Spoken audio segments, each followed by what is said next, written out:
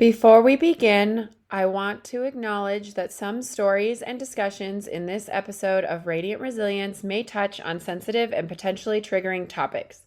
These may include themes of child medical trauma and failure to thrive, miscarriage, cancer and terminal illness, death of a spouse, medical malpractice, emotional abuse and manipulation, threats of violence, alcohol, and substance abuse. Our goal is to share real life experiences in a respectful and empathetic manner, offering insights into the complexities of the human spirit and the journey towards resilience. However, we understand that some content might be difficult for listeners. We encourage you to prioritize your well being and discretion when deciding to listen. Please remember this podcast is not a substitute for professional advice or support. If you find yourself needing assistance, we urge you to seek help from qualified professionals or trusted support systems. Your mental and emotional health is important to us. Thank you for your courage and for joining us in a space of understanding and compassion.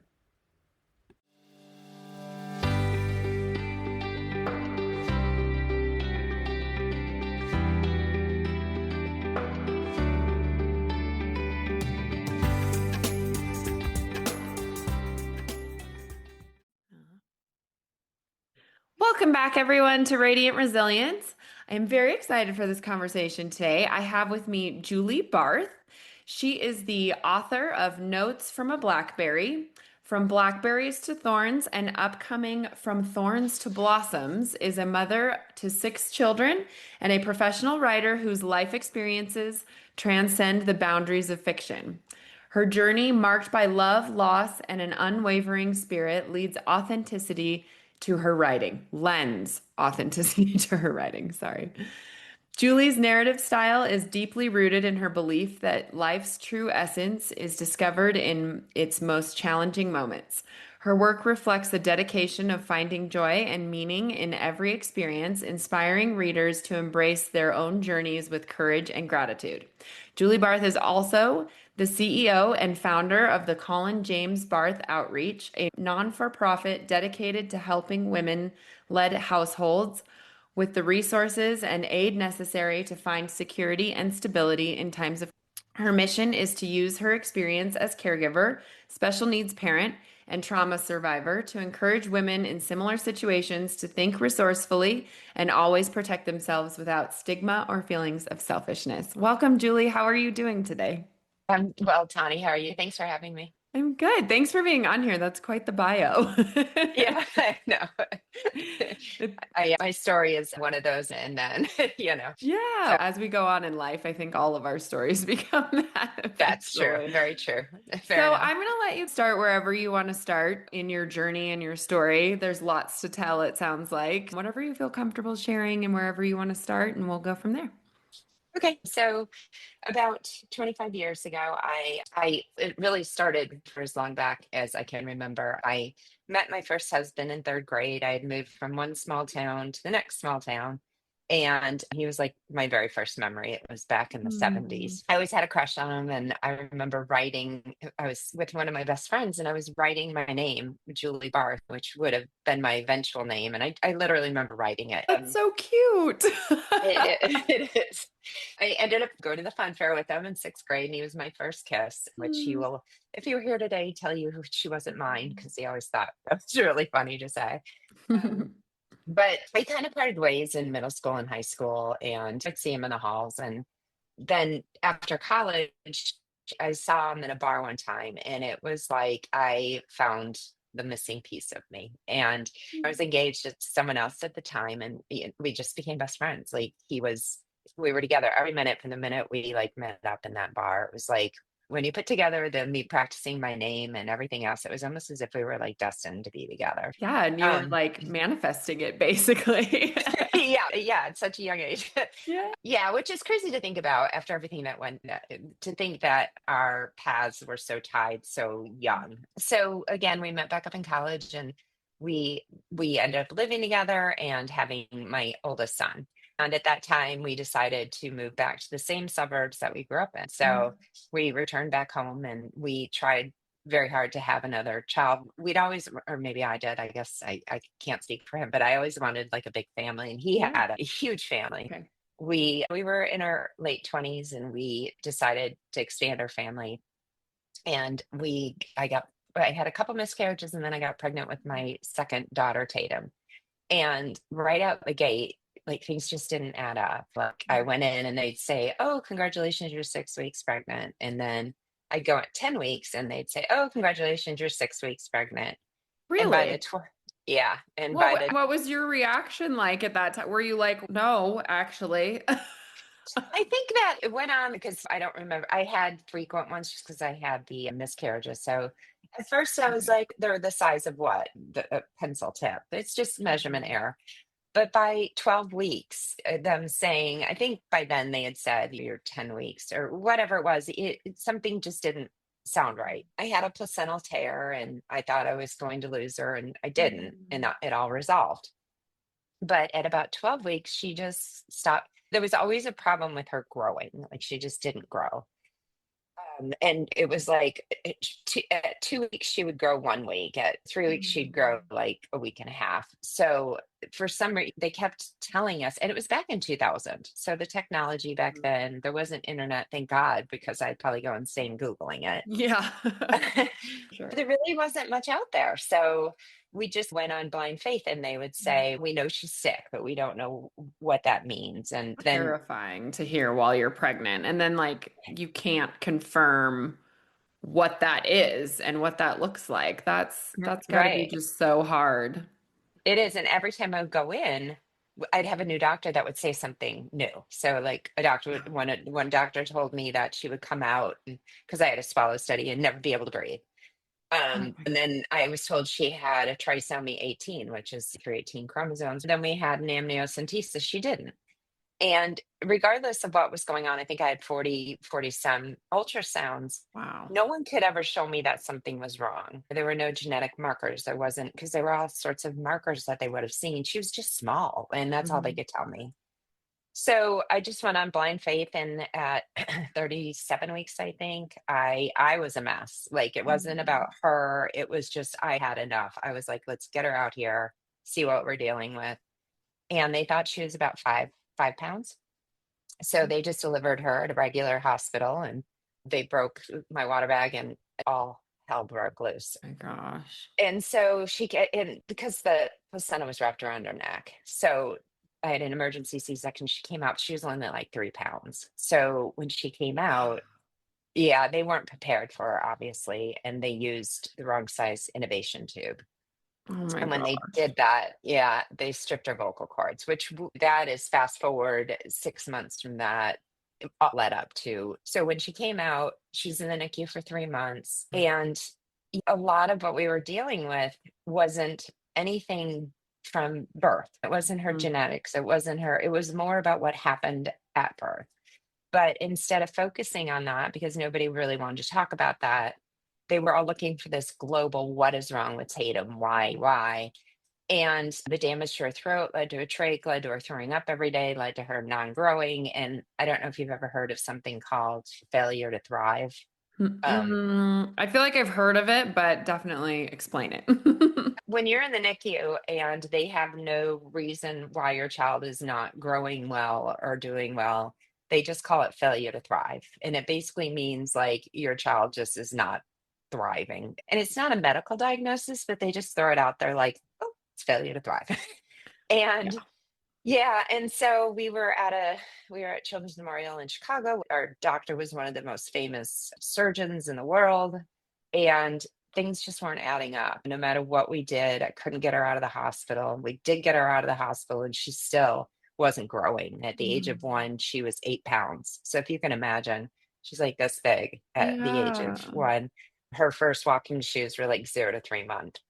Oh my. Yeah, so we had nursing, she had a trach, and then that led to going to all sorts of hospitals, trying to figure out what was going on with her. And instead of really focusing on, let's just take care of the symptoms, a lot of times we would go in and they would be like, what's wrong with her? And they'd say things like, we know something's wrong because she looks funny. And as a mom, it still hurts when someone says your kid looks funny, but Sure. yeah, thanks. No thanks. So I just kept with it.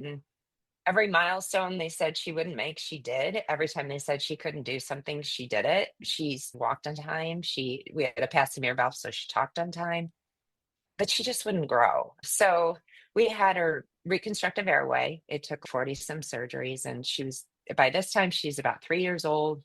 And I had another son, and we would be out shopping, and people would come up to me and they'd say, "Is your daughter the one on that Discovery Channel show?" And I was like, I don't know. It was right about then that the internet started taking off. So I went home, and one of my best friends said to me, "I know what Tatum has." And I was like, "Good for you," because I've been to Boston's. And she said she has primordial dwarfism. And I was brushing it off like, well, you don't know. The doctors would have known. And I went home and I Googled it. And sure enough, up popped Tatum, like the way she looks, her history, everything about Oh, her. wow. Yeah. So we've never had her officially diagnosed. Everything about her speaks to the primordial dwarfism. I think if she had not had the early incident, she probably would have grown a little bit better, maybe. But they kept explaining that it was her placental tear and she just didn't get enough cells. So there would be things just being thrown at us night and day. She would have special needs. Again, everything that they said would happen didn't happen. We dealt with a lot of ups and downs and a lot of medical malpractice. Yeah, I'd bring her in for a cold. The next thing I knew, she was like flatlining, just Oh my craziness. gosh. Yeah, it was a crazy time in my life. So that happened. That went on for about 4 years. And finally, we got the trach out. Colin and I were finally starting to rejoin life because we had really just taken a hiatus from our friends, Sure. couldn't do anything. So again, we had our son and then we had another daughter. So we had four young children. My oldest was 10 by this time. And then our youngest was 6 months, and Tatum was sandwiched in between there. So Yeah. Colin worked for the Board of Trade and he just started being really crabby. And he wasn't, he was never like the sunniest guy, but we just were really having a hard time connecting. He was very withdrawn, and we were a huge part of the community. So we were having this huge Halloween party. And I finally said to him, and he was back and forth to the doctor. And I said, just go to the emergency room, figure out what's going on, and just get it taken care of because, I need you. Mhm. And within 3 or 4 hours, I was called. I went to the hospital anyway, but they said he had stage 4 pancreatic cancer. He had 2 weeks to live, take him home, let him say goodbye to his children. Yeah, it was like it had spread, it metastasized to 3 different organs. And Oh my there's gosh. still nothing for pancreatic cancer, unfortunately. Your odds are very low. But back in 2007, I believe, there was no hope for him. So Mhm. he did end up living 16 months. Okay. Some of them were a blessing, a lot of them were not so much. But So did he do treatment at all? Did he try chemo? He did do chemo and stuff. yeah, we found a study. He was down at the University of Chicago, and he was like their star patient because he was only 34 years old. That's so S- young. Yeah, and it Oh, was it was genetically linked. His mother had wow. ovarian cancer, and she lived like to her 70s. She outlived him, but so we felt like she made it, he could make it, and he literally was their star patient. The tumor was shrinking to the point where they thought he could have surgery. Oh, We'd show up wow. for chemo and they'd find a room for us. Like for anyone who's ever been to chemo, it's like they have these little cubicles. We walked in and they would put us in a room. It was the Mhm. most bizarre thing. But he missed one of the sessions. And again, you can't, I don't know if it was contributing or not, but he wanted to go to Cooperstown with our oldest son and to a baseball tournament just in case he wasn't around longer. And then from there, everything just fell apart. Mm. So on Tuesdays, I would go down to chemo with him, and I had a Blackberry. I don't know if you Yes, know I what that remember. I is. never had one, You but did. I think I skipped. I don't know. I had one of the very first smartphones that was similar to a BlackBerry. Do you remember the ones that you flipped them sideways and then they opened up and you had the full keyboard in there? Keyboard. Yeah, They were I went. actually the BlackBerry brand, but it was like something similar. So yes, I totally remember Yeah. that. Yeah. I just loved it because it had the click, like you could feel click, click. I would take him down to chemo and I started writing Tatum's story because it was so unimaginable. I was unpacking all of this. I think I was angry. I was overwhelmed. I also felt a little vindicated because she was doing so well at that point. And so I started writing her story and I would email it back to myself. And then it necessarily flowed into his story and it was real time. And So I had that sitting on my laptop. He passed away in 2009. Mm, And yeah, I left it on my laptop. I didn't want to touch it. It was just really a testament. I wrote it for him, mhm, mostly for our children, so that they would know of his courage and everything he went through. And I never intended to release it to anyone, but I went through another situation later on and read through it. Finally, had the courage to open it up and really felt I owed him that. mhm. And I owe other people who are in a position where you're caregiving to someone who's really sick, because it's like standing in front of the twin towers. Like, you can't imagine what you're going to go through when someone says your husband has cancer, or your Yeah. daughter, or your son. You you've seen it in movies, maybe, or on TV, Yeah. but yeah, you just can't imagine the suffering and the stages and just losing someone. And So, yeah. how do you feel now after those experiences towards the medical community in the world? I don't know. I feel like just listening to your story, and if that were me, I feel like I would have a lot of anger towards all of that stuff.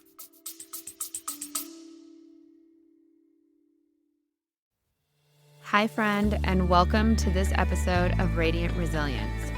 We are always looking for new guests on the podcast. I want to highlight you if you have a story of resilience that inspires others. Everyone has a story, and I believe that sharing yours can help others feel less alone. Are you ready to share your journey and inspire others? I want to hear from you. Every story has the power to impact lives and foster a supportive community.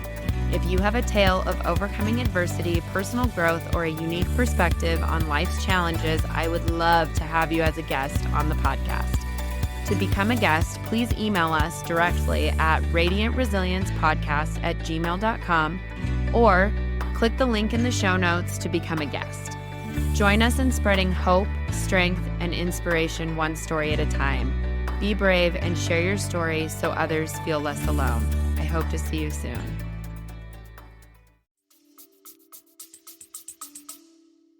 I think I used to. I Yeah. really did. I was very angry. I wasn't angry that things happen, because things happen. Here's the Mm, thing is, I don't think that any doctor, I shouldn't say any, but I would say the vast majority of people that go into medicine never intend to hurt anybody. Their intentions are good. They want to help people. sure. My problem comes when they believe that they're above other people, or that, Mhm. when they have that God syndrome. And my other problem is when they don't take responsibility for when things go bad in any Yeah. occupation.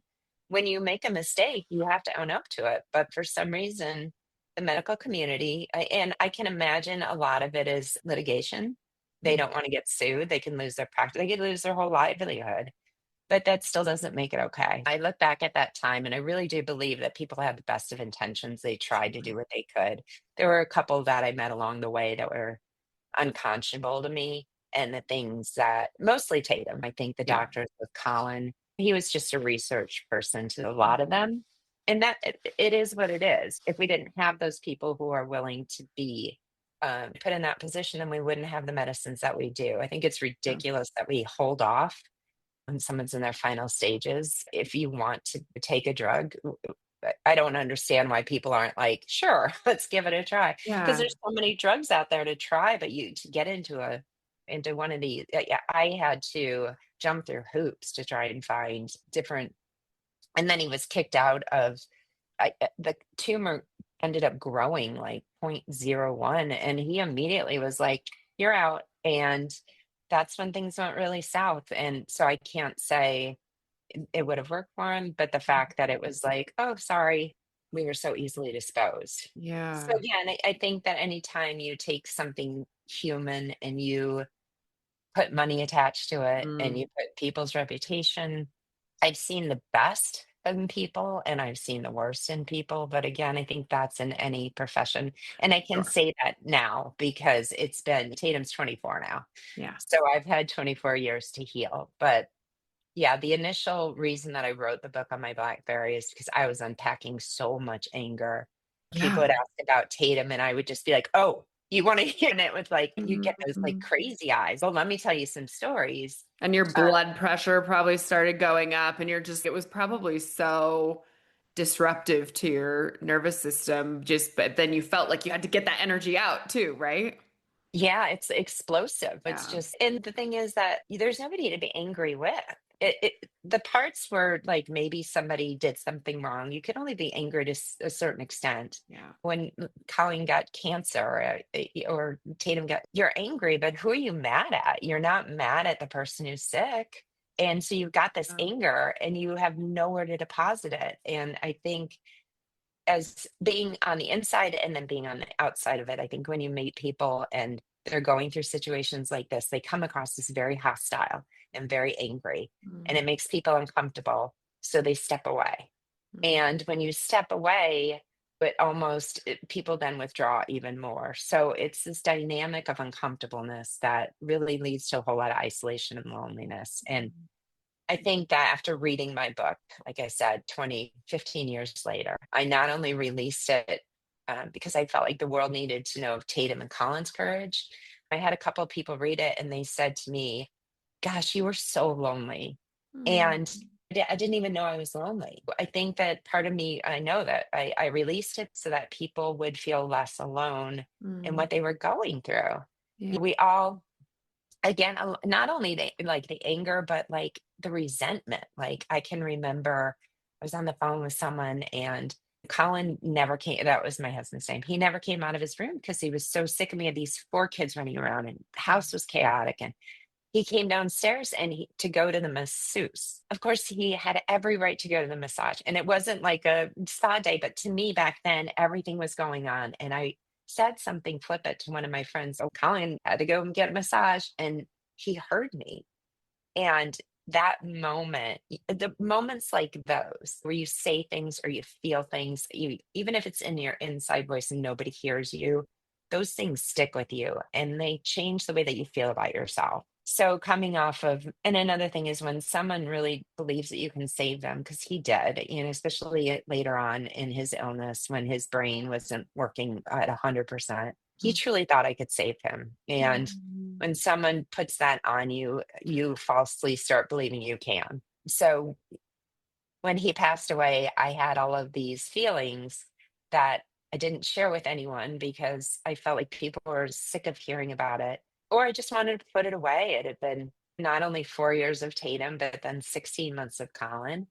And as everyone else was starting to grieve and ready to grieve, I had been grieving for yeah. 16 months when watching every day a little bit of him disappear. So it was difficult, I think, coming out of it when everyone wanted me to sit in my grief. And I felt as if I wasn't sad enough or I wasn't acting. Mm, So that kind of led into the second situation I got mhm, into.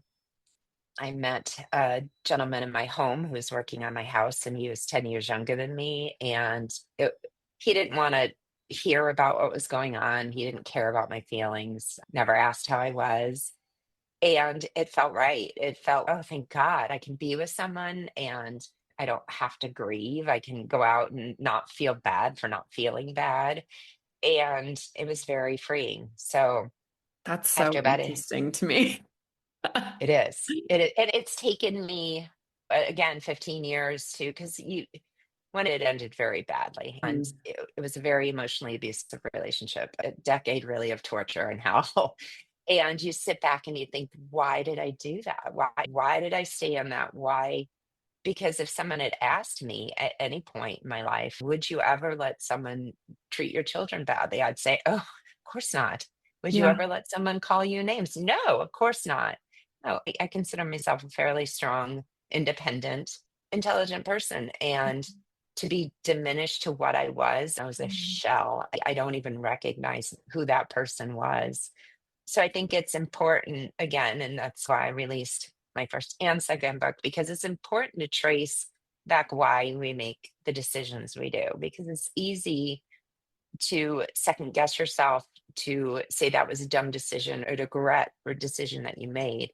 But I believe that if you made it at the time with the information you had available mm, and with good intent, even if it doesn't end up the way that you want it to, that doesn't mean that you were stupid or that you made a bad decision. You just made the decision that you did with the hope of it ending up, and it doesn't always end up the way that you want. My second book, I think I released to help other people who have been in these situations recognize that it's not their fault. Stop Mhm. beating yourself up about it, because it's easy to again play hindsight is 2020 and say, well, Always. I should Yeah. have seen that coming. And I did see it coming. I'm not going to lie. People always say, what red flags were there? He was a walking red flag, and nothing about him wasn't a red Yeah, flag. will you share some of that stuff that just for anyone listening, if they're maybe thinking they're in that type of a situation? Yeah, he just didn't care about me. If I cried, it was annoying to him. If I had a feeling, he Oh, didn't want to hear it. And again, coming out of Colin and having so many feelings, it was still working. Can you hear uh, me? Here, is it not? Yeah. okay, I think you're back. So let's backtrack a little bit. Okay. I don't know what happened. I don't know if it's my internet or yours, but let's backtrack. So you were starting to talk about the red flags when it started to cut out. Yeah. So he just didn't want to know anything about me. Mhm. I was a nuisance. My feelings were a nuisance. Mhm. Anytime I needed something, he'd be out the door and gone. But Yeah, in the that was beginning, you wanted that, you said, right? You didn't correct. want that. Mhm. But, like, how far into it were you? Oh, actually, I This is need real. that. Huh? I think that I felt like I was a wounded person. I Of felt course, after broken. everything you went through. Yeah. Yeah, and he told the story of he was engaged and his fiance had cheated on him. So it was almost like, oh, you're broken, I'm broken. Great, we can heal Mhm. one another. I would say when it really got bad, because I had nursing care, I had these four little kids running around, and we had our lives, and then I had my lives with my children. And I kept them very separate for a Oh. reason. I wasn't ready for anyone to take Colin's place. So I was like, oh, you don't want a parent? Great, because I don't want someone to take that space. Mm. I think the change really happened when I decided I wanted to have more children, because I had always wanted to have a big family with Colin, and he was okay with it. So I ended up getting pregnant with our fifth daughter, IVF, ironically, because everyone always thought it was an oops, and I never corrected. And then we moved away, and we moved many states over to North Carolina, and looking at houses together. He wanted the house that was up on a mountain with nobody around. He didn't want one in Mm. a subdivision. He didn't want. So I thought, great, this will be our little retreat. I'll just leave Julie Barth behind. I don't want to be her anymore. I don't want to, because even saying my name I'd say, hi, I'm Julie Barth. And people would go, oh, and there would be that immediate look of pity.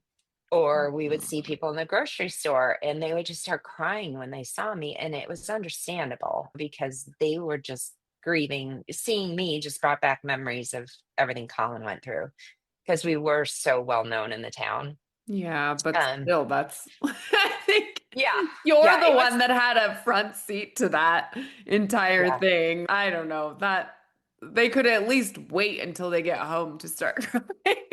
Like, yeah, yeah, and it was a lot. that's a lot. Yeah, it was a lot, and I couldn't sit in it. I think moving was not that bad of an idea. Moving with the person I did was not a great idea. Maybe adding to our family from the outside didn't seem like a good idea. But I will say that if I had not done that, I don't know if I'd still be here. My Mm. children have always been what picked me out of my grief and really saved me. So when our fifth child came along, we were up on this mountain and things really just started to fall apart. He was never there. He was really horrible to my children.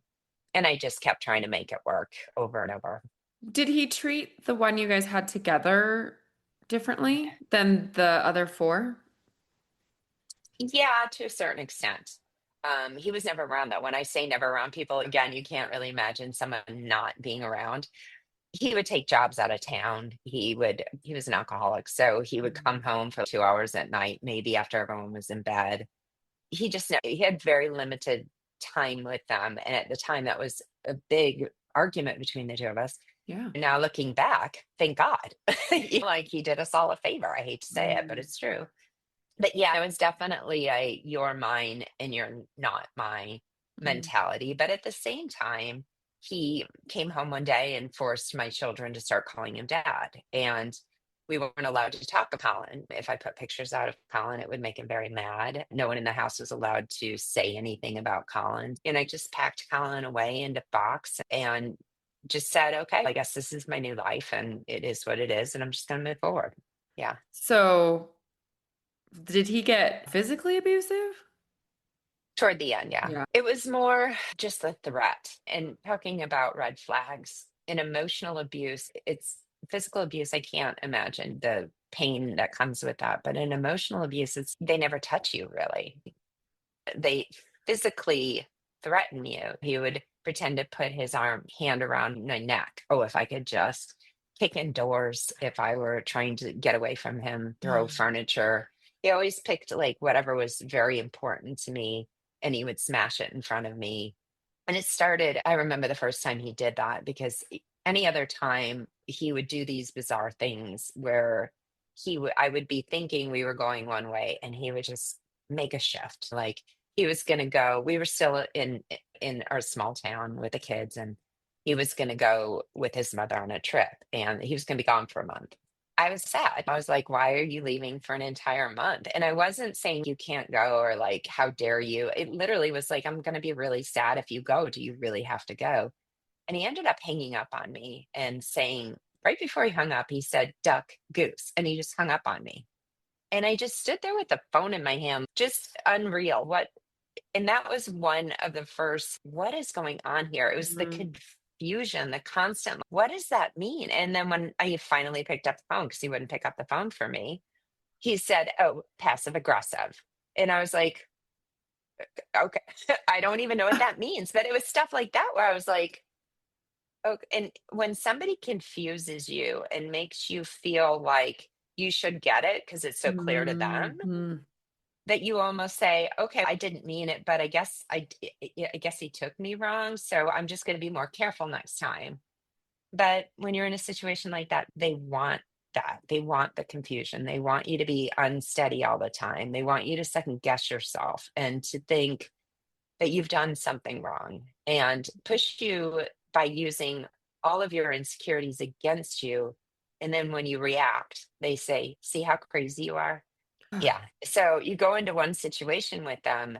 I can remember going into an argument. It wasn't even an argument. I would say, are you coming home tonight? And he'd say, should I come home? And I'd be like, Yeah, I think so. What time are you going to be home? Well, what time do you think I'm going to be home? And it would Oh be like my this, gosh. and it would go on until I finally would be like, oh my gosh, forget it, or get really mad and be like, and then he'd be like, see, can't you just have a normal conversation? And I was like, I literally You're just like, wanted to can't know it. you? Like, what? Yeah, but they make you so fearful at the same Mm, time and then there would be these big explosions, and I would beg him to come back because I was terrified of being alone. And mm. then he would come home and give me the silent treatment for 3 days while I cried and apologized and said I wouldn't do it again and tried very hard until 2 weeks later he'd push every button until it would happen again. Oh So it my was gosh. literally just this cycle of craziness in my home. I started developing symptoms of fibromyalgia. I couldn't get out of bed, where I used to run 10 miles a day. I couldn't literally walk to the mailbox, and I was going to specialists and they'd say there's nothing. My spine was starting to twist. I couldn't walk. My joints were dislocating. Like just anyone who believes that you don't have a brain body connection should Mm. study what I went through, because within 3 years of divorcing him, I'm back to running like 8 miles a day. So Oh. I don't take a single medication. Besides getting older and the joints, pain, stiffness, it was debilitating. I literally couldn't move for many years. So what was the Uh, kicker for you to finally get out? so when we got to North Carolina, Tatum, the one who has primordial dwarfism, also came down with a rare form of cancer. So Oh she my had, goodness. yeah. So when she turned 13, everything pretty much had resolved with her, and she was diagnosed with this connective tissue cancer where the only cure for it was removal of the cancerous area. So it was a lot. She had most of her right side removed and her legs grafted to fill in. And he was never there. He wasn't there to help with the kids. He wasn't there. So I was shuffling kids everywhere and just trying to keep everything in check. When we were falling apart, the kids needed someone. I had no family. I'd left everyone back home. And in the interim, he was going back to our hometown and telling everyone that I was crazy and abusive to him. And I had cut Wow. ties with everyone. They had no reason to not believe him. Besides that, they should have, because I had known them from grammar school. But Yeah. yeah, so when I decided we just couldn't live on this mountain anymore, he told me basically, we can't go back to Chicago because you don't have any friends or family. Everyone hates you there. Which So we he end up, orchestrated, it sounds like. I can't say that I am an angel, but I've never done anything intentionally to Yeah. hurt anyone. So I can't imagine that if they didn't like me, regardless of why, we ended up moving further south. And when we moved further south, we moved near his parents. And that's when things just nosedived. He Mm. started taking jobs. He started doing a whole lot of drugs, and he became really violent and mean. We separated one time, and I was doing great. And unfortunately, came back and said he wanted to get back together. So I said, okay. And it was at that point that about 6 months after he came back that my third youngest came to me, and he's always been a very tender heart. He is just an amazing kid, and he went through a really rough time because my ex-husband was very mean to him. And he sat me down and basically said, Mom, I don't understand why you keep letting him back in. He's threatened to kill you. He's threatened to kill me, because he did threaten to kill him Oh several my times. gosh. And he said, This has ruined my childhood. I've slept with a Mm. weapon under my bed since as long as I can remember, because I'm so afraid of him. And at that moment, I thought, if I don't care enough about myself, that's one thing to get out of this, but I have to get out of this for my kids. And Mm. that was the beginning of him coming for me. And he came after me. After we separated the first time, whatever lawyer he had sought counsel from must have said to him, You're not getting anything.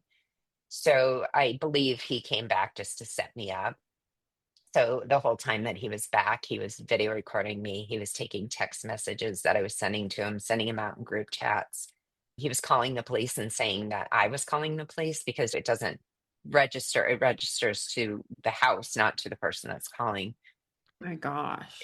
Yeah, just Did you know any of unbelievable. that was going on at the time? No, he was taking his money and he was converting it into coins. No, I had no idea the depths of what he was doing.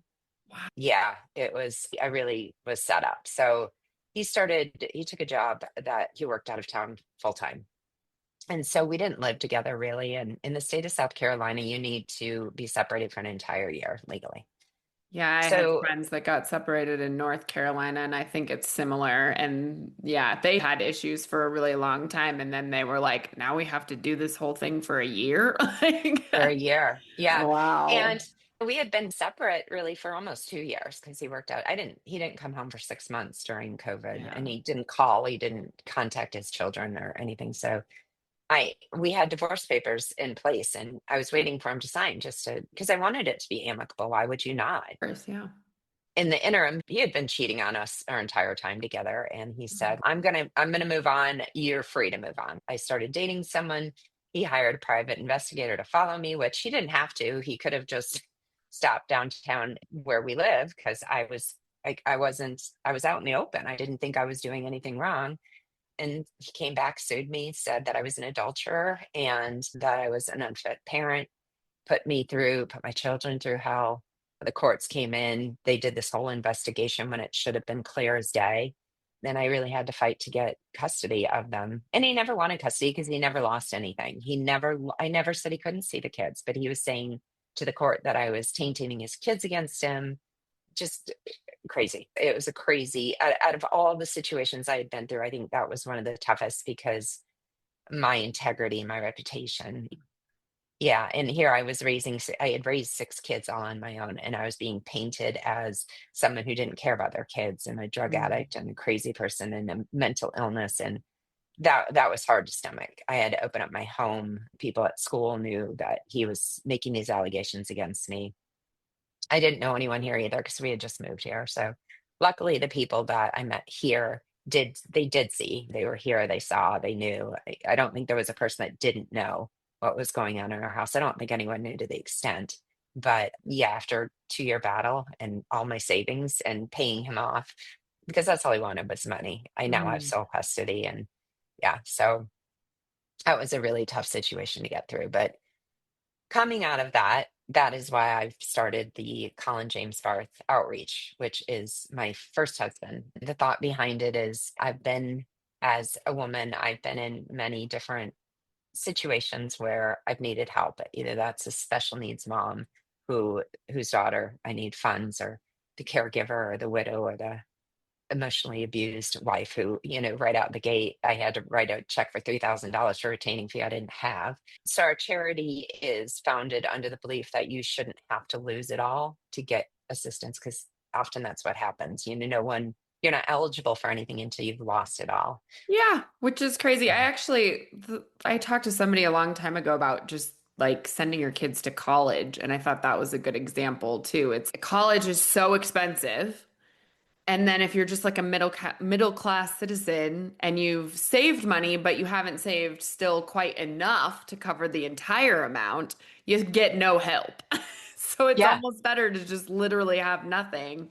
And then you right. get grants and you get scholars. There's a lot more help if you have nothing. And I think that's how a lot of those programs are, unfortunately. You have to have nothing. Nothing. It's Yeah. crazy.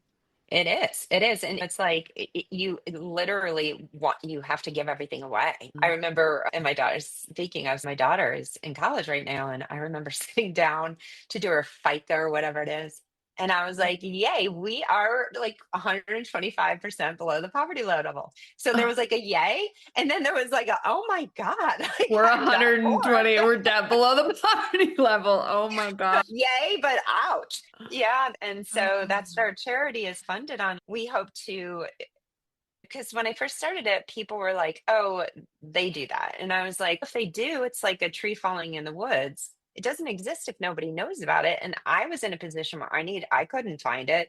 So we're treating our charity as like a concierge service where we're finding like these littler programs, because the government, whenever you get into a government program, you have got to be poor and Mhm. destitute. And so we're trying to match people with little donations and little foundations that will help them, that they're eligible for, and really get them a plan of action and say, call here. Because when you hit these crises, I'm dealing with trying to take care of 6 kids, trying to fight him off, mandated counseling that I couldn't make, guardian ad litem who's coming to my house. And he was a contractor, and my house was like, I had little kids, and he left all sorts of like electrical stuff hanging everywhere. He didn't fix anything. So if the guardian had come, he had left all these things out. So it looks like I'm a bad parent. It's just all these little things that you don't know you have to do until you have to do them. Yeah. So we're hoping to just give people like an action plan, networking, helping them find jobs, because I was out of the workforce for 10 years and no work experience. So Yeah.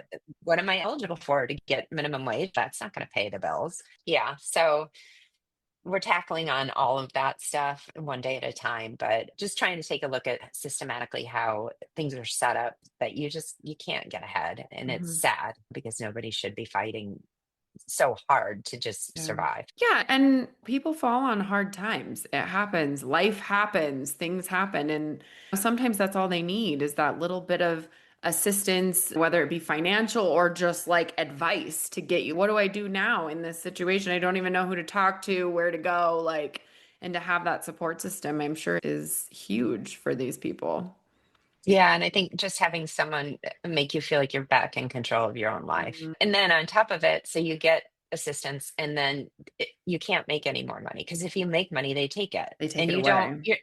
yeah, and you can build, but you're going to hit that threshold where you're working full time to make what they're paying for you to make. And if you make Yeah. any, plus you're working full time, so then you have a choice. So it's just it's a crazy system that we hope to be like that canopy in between, so Mhm. that we can support you where you are to like soar, instead of having to dig you out after you've reached bottom. Yeah. Yeah. Yeah. It seems like it would be so much more effective to You think? not let people hit the absolute bottom and try to dig them out of that. Let's help them in between. I've talked a lot about health insurance, and I think there's Medicaid, which, like you said, you have to have nothing in order to get.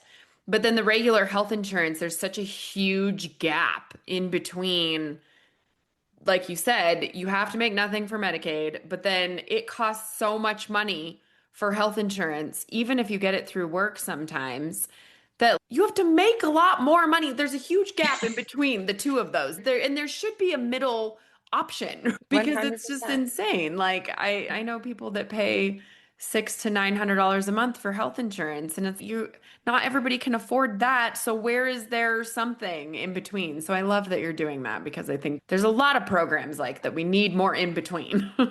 Yeah. And there are a lot of organizations out there that you would never know exist. And they're there because they want to help people. We're just hoping to, if I've had a couple women since I opened come to me, and just to see the relief in their face that anybody even cares or is taking the time to listen and to say, oh, I've been there.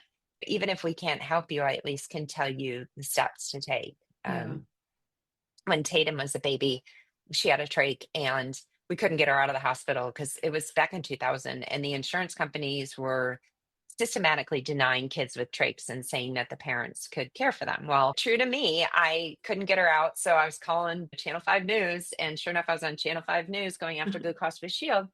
And we got her out of the hospital, but not because of any of my efforts. But I got a call about 6 months after that, maybe eight. And one of my friends had set me up with this girl who was also in Chicago, and her child just was born and had a trach. And she was just calling to like get my help. And I, like right out the gate, I was like, just know that you need to get nursing care now, like now.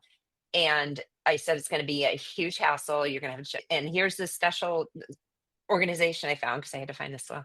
And she goes, oh, no, it's not a problem. I'm like, oh, you have no idea. And she's like, no, really. Some woman was on the Channel 5 News like 6 months ago going after the clear shield. And she goes, and now it's mandatory if your child has a trach that you get nursing care.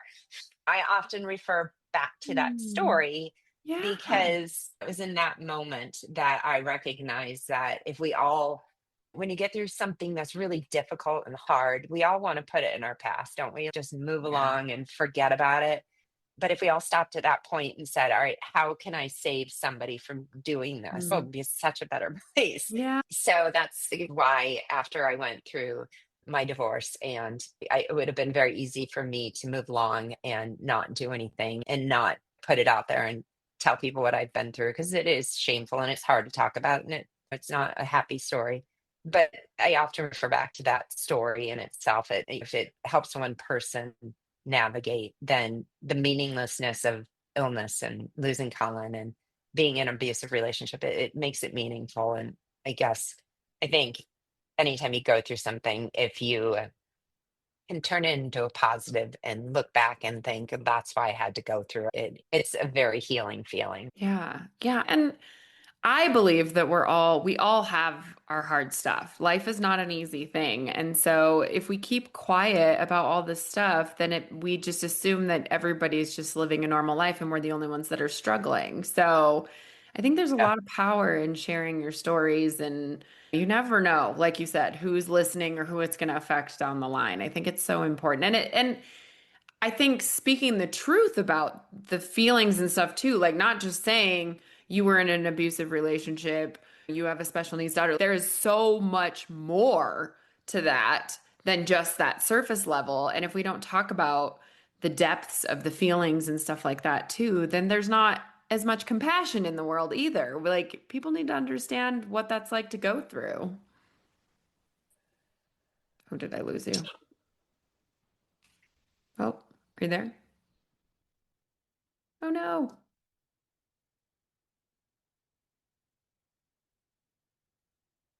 Are we there?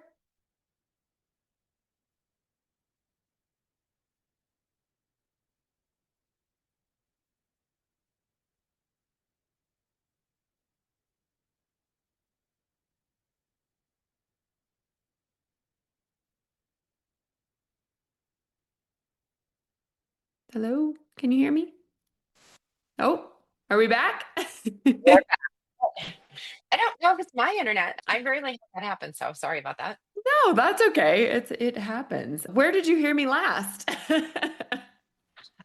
You were just talking about how if you share your experience, that Yeah, There's power in that. So and I think that if we share the deep rooted feelings in it too, because I think some people just share the surface level, oh, I went through this or I went through that.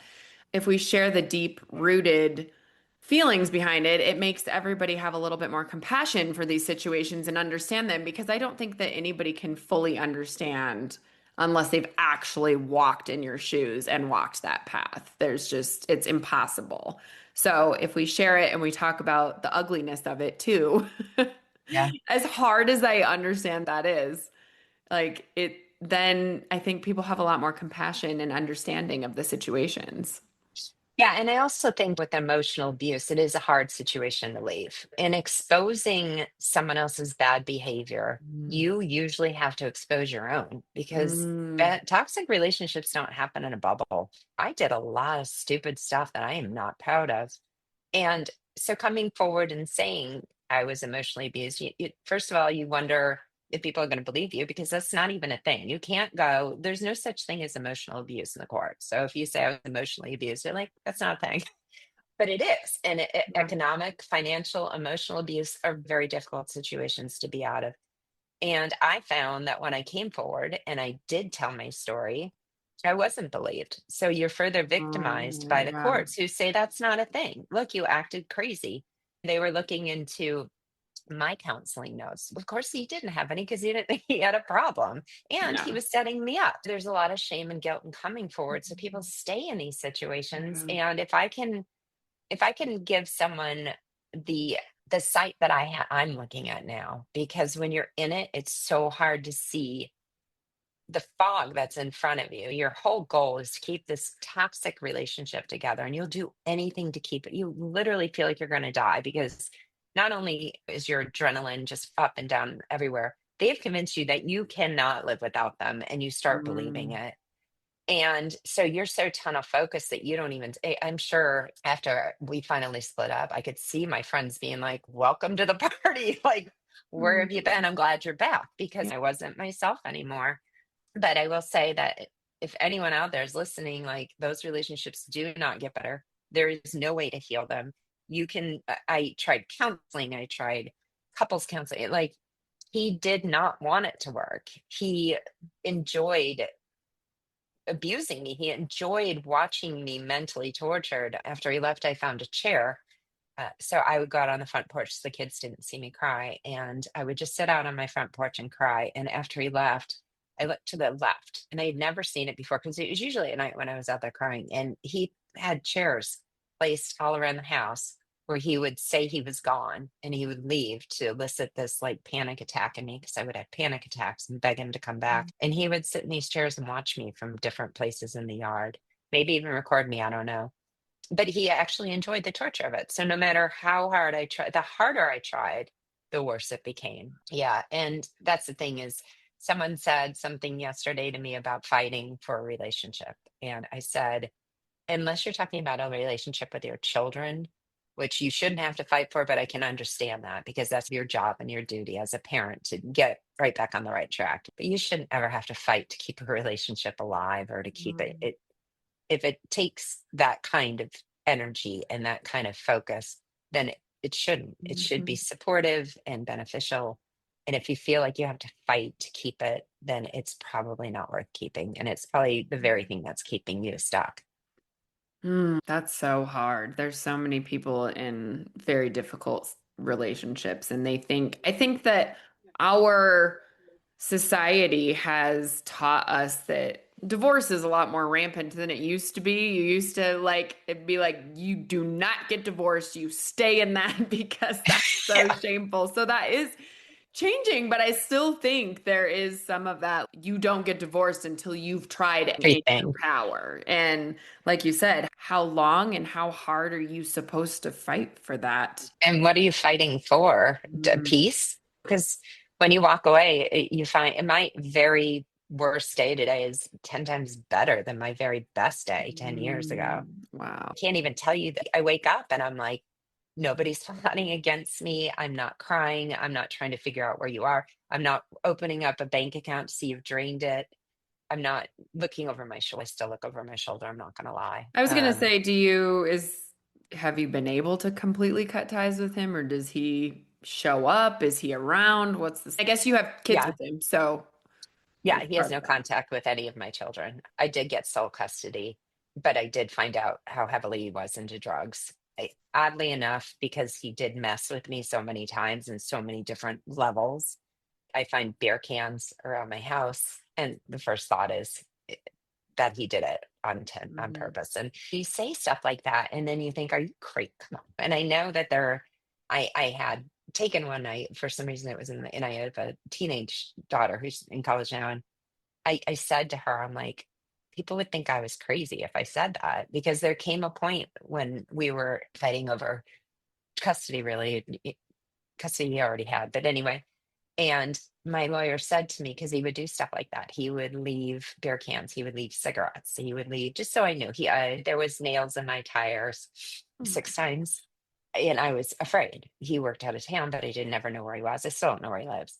But my lawyer said to me, don't call the police because he's painting you crazy. And unless you have video of him, pictures of him, or proof, you mm, cannot call the police. And yeah, that was a really hard thing because I thought nobody believes me and I'm left here vulnerable. And am I crazy? Because you yeah. try and convince yourself, come on, he would never, but I would never think he did 90% of the things I found out he did. So I don't know what he's capable of. So he's, how old are your kids? Your youngest kid, you said? 12 and 14, his Okay. children are. So I had two more from him. So he Yeah. has two and then the And they original have no three. contact with him. And he doesn't try. Or does he try and He we don't want him to? Yeah. No, there was a good almost year of trying to sort out custody, and he was allotted his time. And I coming, and that's another hardship of mine is like my four children lost their dad. The last thing that I would, and I saw what that did to them, Yeah. that every child should have that father figure. I support it 100%. And even after all of the things he did to me, I would have supported them having a relationship with him if it was healthy and it Yeah. benefited anyone. And so he would tell the courts that I was turning the kids against him. So the court ordered that he would have these phone calls every Tuesdays and Thursdays. He had an hour every Tuesday and Thursday. So I think it added up to 2,000 minutes or whatever it was. He exercised, I want to say like 22. And when he would get together with them, my kids didn't even know him. So the reason why the whole custody thing even started was because my older daughter said, I don't want to see him anymore. And it Yeah. had nothing to do with me. And I even tried to send him messages and make it nice and say, hey, I think you should sit down and talk with her. I think she's a teenager. She's going through this. Spend some time with her.